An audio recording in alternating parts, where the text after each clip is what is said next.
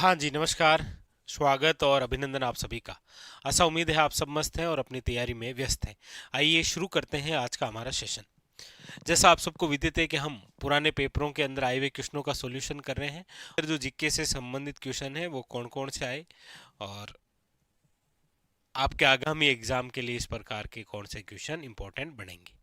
लीजिए, ये रहा इस पेपर का पहला क्वेश्चन। क्या कह रहा है देखिएगा। क्वेश्चन है आपके सामने, पूछा जा रहा है आपसे,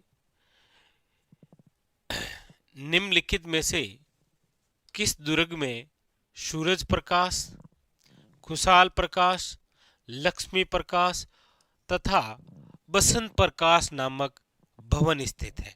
यानी कि इनमें से ऐसा कौन सा किला है जिसके अंदर सूरज प्रकाश, खुशहाल प्रकाश, लक्ष्मी प्रकाश और बसंत प्रकाश नामक भवन स्थित है। ऑप्शन है देखिए जूनागढ़। जूनागढ़ आप सब जानते हैं कहाँ पर है, बीकानेर के अंदर। फिर है आपके सामने मेहरानगढ़। मेहरानगढ़ कहाँ पर है तो आप कहेंगे सर जोधपुर के अंदर। और उसके बाद में है आपके बाला किला। बाला किला है अलवर के अंदर। और फिर है आपके नाहरगढ़ जयपुर के अंदर। और आप सब जानते हैं कि इन चारों में से ऐसा एक दुर्ग है जिसका नाम है नाहरगढ़। इस नाहरगढ़ दुर्ग के अंदर क्या है, याद रखिएगा, आपके जयपुर के जो शासक हैं जिनका नाम है, याद रखिएगा, सवाई माधो सिंह सेकंड। और सवाई माधो सिंह सेकंड जो है, इन्होंने अपनी 9 पासवानों के लिए, कितनी 9 पासवानों के लिए एक जैसे 9 महल बनाए थे। क्या बनाए थे? एक जैसे 9 महल बनाए। और ये सारे के सारे जो महल हैं, ये जिस पैलेस में बने हुए हैं उस पैलेस का नाम है, याद रखिएगा, माधवेंद्र पैलेस। किस में बने हुए हैं ये, याद रखिएगा, माधवेंद्र पैलेस में। माधवेंद्र पैलेस में क्या बने हुए हैं? एक जैसे 9 महल। और इन एक जैसे 9 महलों के ही नाम है आपके सामने। जैसे यहाँ पर देखिए सूरज प्रकाश दे रखा है, खुशहाल प्रकाश दे रखा है, लक्ष्मी प्रकाश दे रखा है, बसंत प्रकाश दे रखा है। इसी प्रकार आपके चांद प्रकाश है, इसी प्रकार जवाहर प्रकाश है, इसी प्रकार आपके ललित प्रकाश है, आप देखते हैं, इसी प्रकार आपके फूल प्रकाश है। तो ये जो एक जैसे 9 महल बने हुए हैं, ये राजस्थान के जिस किले में है वो किला कौन सा है, याद रखिएगा, नाहरगढ़। हालांकि आपको याद रखना है कि ये जो नाहरगढ़ का किला है, इस नाहरगढ़ किले का जो निर्माण है वो तो किसने करवाया है, तो वो तो बनाया है, याद रखिएगा, सवाई जयसिंह ने। सवाई जयसिंह द्वारा ये किला निर्मित है। कौन सा, याद रखिएगा, नाहरगढ़। ठीक है।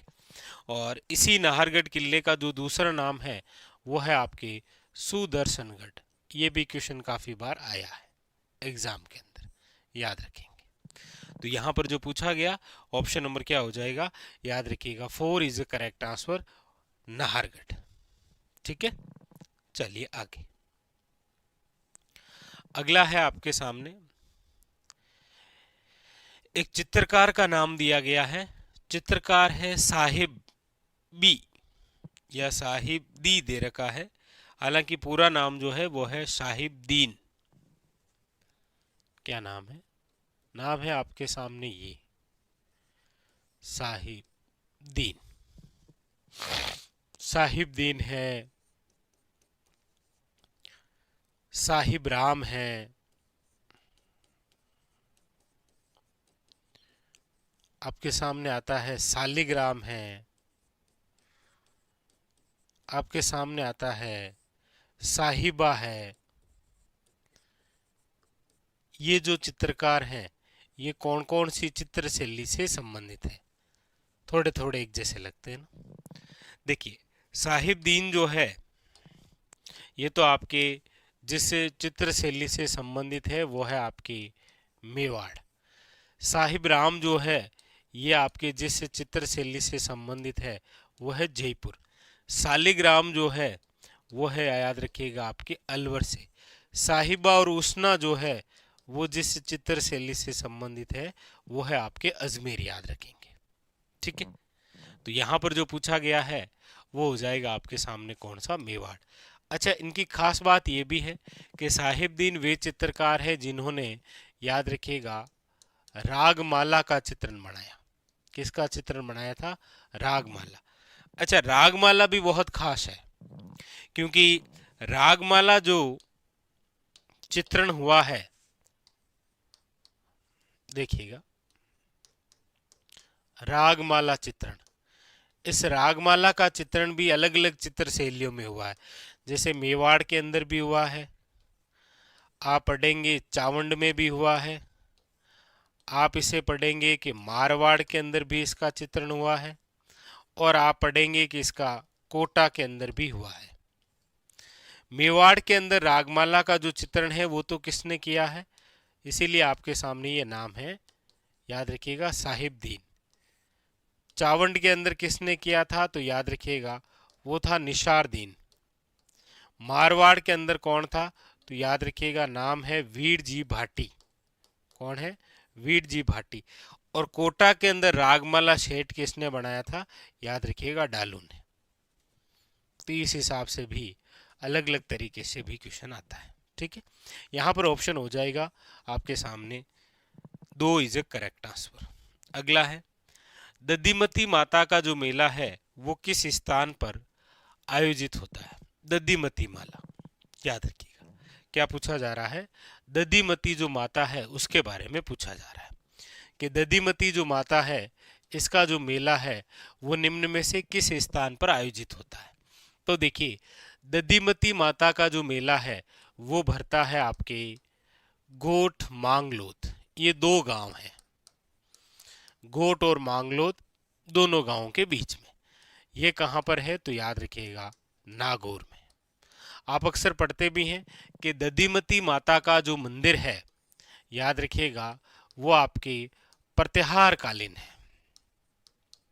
याद रखिएगा प्रतिहार कालीन, यानी कि गुर्जर प्रतिहारों की जो मंदिर निर्माण शैली है कौन सी, महामारू शैली, याद रखिएगा। दूसरी बात यह भी है कि ये जो स्थान है गोठ मांगलोद, ये किस लिए प्रसिद्ध है, तो जिप्सम के लिए प्रसिद्ध है।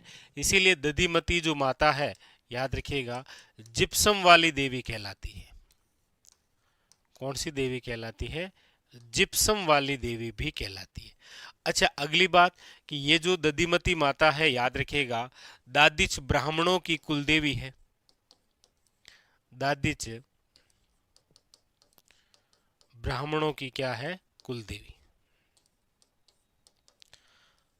तो काफी बार क्वेश्चन आया भी है, याद रखिएगा।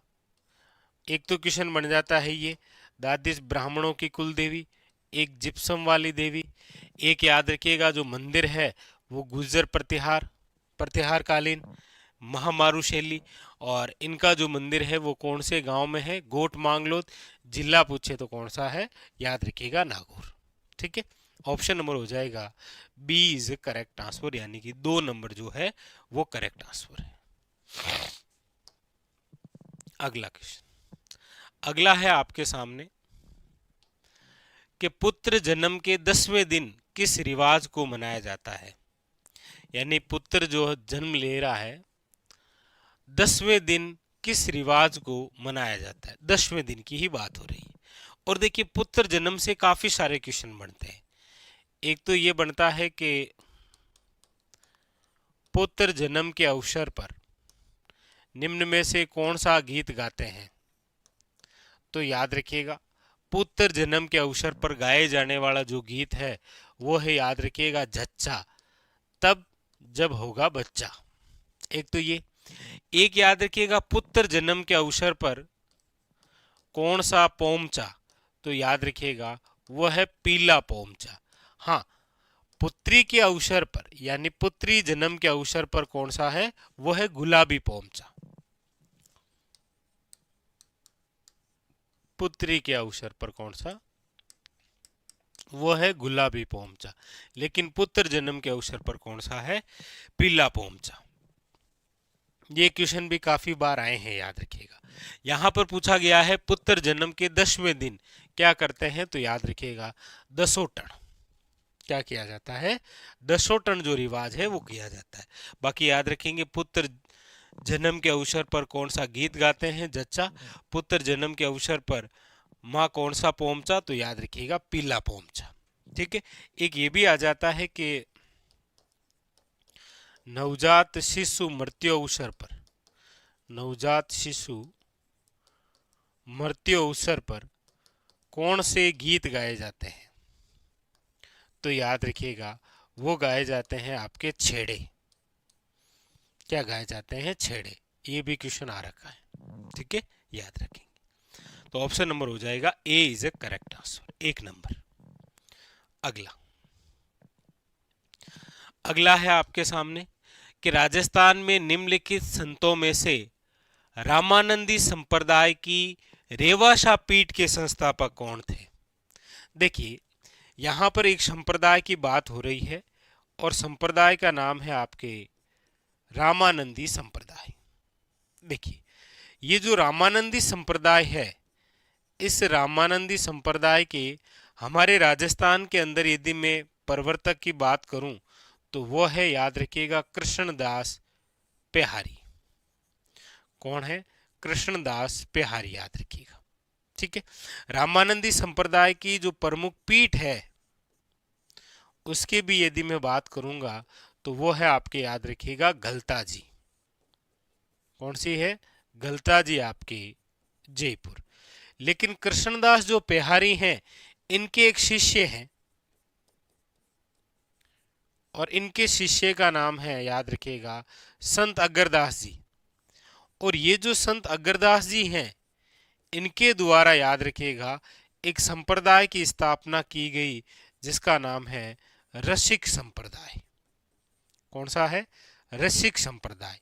और हमें ये क्वेश्चन यहां से पूछा है कि इस रसिक संप्रदाय के जो प्रमुख पीठ है वो तो कहां पर है, तो आप कहेंगे सर इसकी पीठ तो है आपके रेवासा।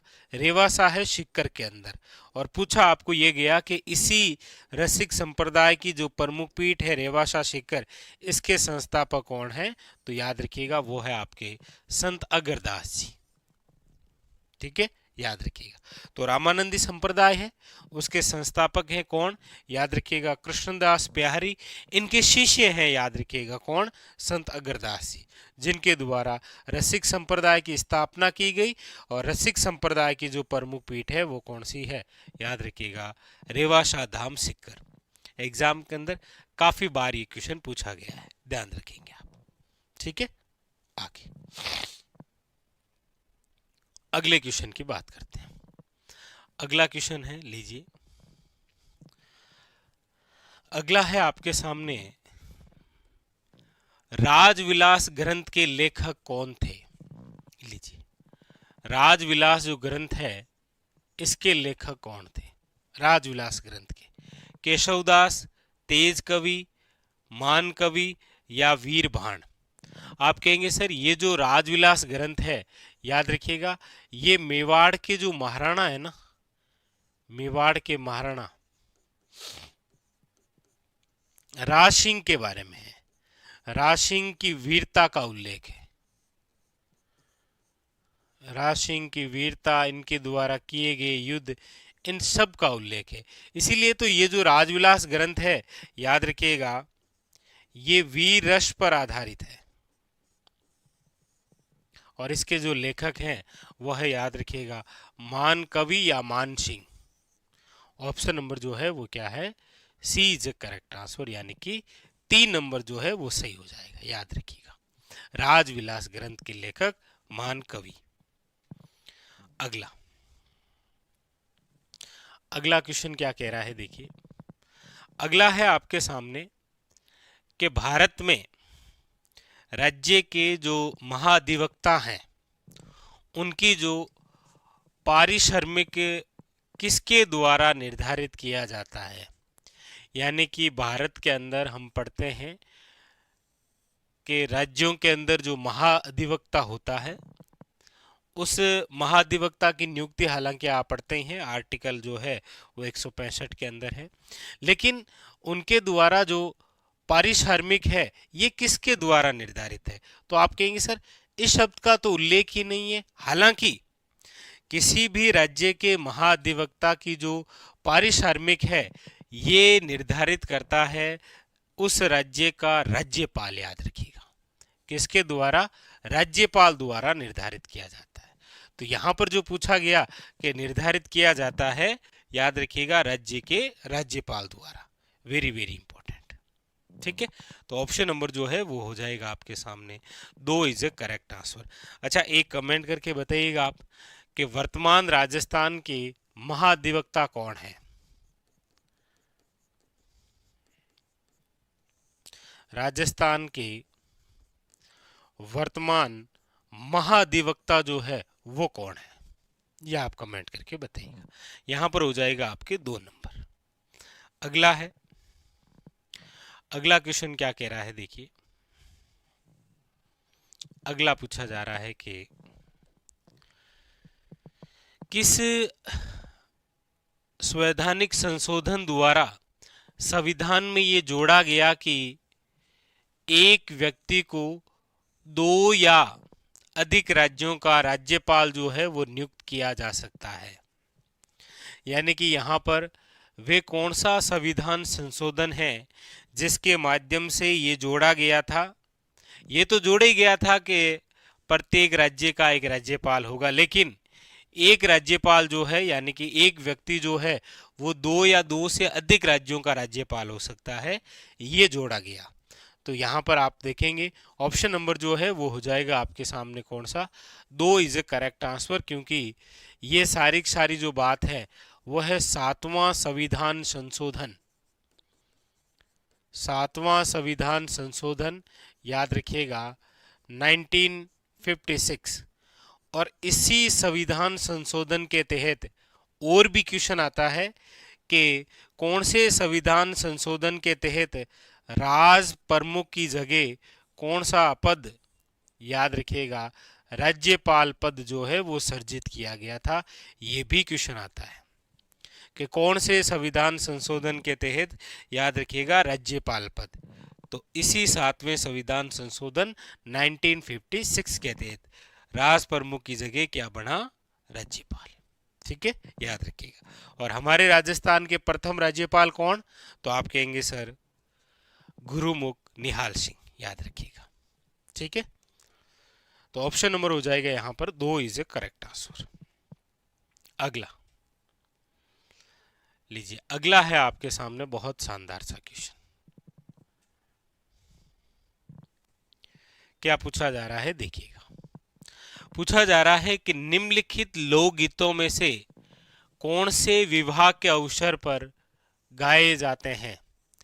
आपके सामने कुछ लोकगीत दे रखे हैं और आपको पहचानना है कि इनमें से कौन से लोकगीत जो हैं वो विवाह के अवसर पर गाए जाते हैं। जैसे ऑप्शन के अंदर देखेंगे तो झल्ला गीत है, परिणेत गीत है, गोरबंद गीत है और सींठने गीत है। आपको पहचानना है, नीचे दिए गए कूट की सहायता से सही विकल्प का चयन करना है कि इनमें से कौन कौन से गीत हैं जो विवाह अवसर पर गाए जाते हैं। आप कहेंगे सर झिल्ला गीत की यदि हम बात करते हैं तो ये विवाह अवसर पर है, क्योंकि विवाह अवसर पर जब महिलाएं जो है वो बारात का डेरा देखने जाती है, याद रखिएगा क्या देखने जाती है? बारात का डेरा देखने जाती है, उस समय कौन सा गीत गाती है? झल्ला। परिणेत गीत जो हैं, याद रखिएगा विवाह के अवसर पर गाए जाने वाले गीत कहलाते हैं। विवाह अवसर पर गाए जाने वाले गीत, गाए जाने वाले जो गीत होते हैं उनको क्या कहते हैं? याद रखिएगा परिणेत गीत। ठीक है, और गोरबंद, गोरबंद जो है वो याद रखिएगा किस प्रकार का एक गीत है? तो आप कहेंगे सर वैसे तो हम पढ़ते भी हैं, गोरबंद जो है वो ऊंट के गले का आभूषण है। ऊंट के गले का क्या है? आभूषण है। तो इसे हम पढ़ते हैं श्रृंगारी गीत के रूप में। तो ये तो विवाह में नहीं आएगा, ये विवाह का गीत है, ये विवाह का गीत है। अच्छा, शींठने आप सब जानते हैं कि विवाह के अवसर पर हंसी मजाक के तौर पर गाली गलौज करते हुए जो गीत गाया जाता है उसे क्या बोलते हैं? याद रखिएगा, शींठने। तो 1 नंबर, 2 नंबर और 4 नंबर, 1 नंबर, 2 नंबर और 4 नंबर, ऑप्शन नंबर जो है वो हो जाएगा आपके सामने 3 इज ए करेक्ट आंसर। याद रखिएगा, यानी कि यहाँ पर जो पूछा गया कि कौन से लोकगीत जो है वो विवाह अवसर पर गाए जाते हैं, तो याद रखिएगा ऑप्शन हो जाएगा 3। ठीक है जी, चलिए। तो ये था आज का हमारा सेशन, जहाँ पर हमने जो पुराने एग्जाम के अंदर आए हुए क्वेश्चनों को लेकर चर्चा की। आगे वाले जो क्वेश्चन हैं वो हम करेंगे अगले सेशन में। और सारे के सारे क्वेश्चन आप देख रहे हैं कि पुराने पेपरों के अंदर और वर्तमान के अंदर जो है क्वेश्चन पूछने का तरीका ऐसे ही आ रहा है। ठीक है, चलिए मिलते हैं अगले सेशन में, तब तक के लिए धन्यवाद।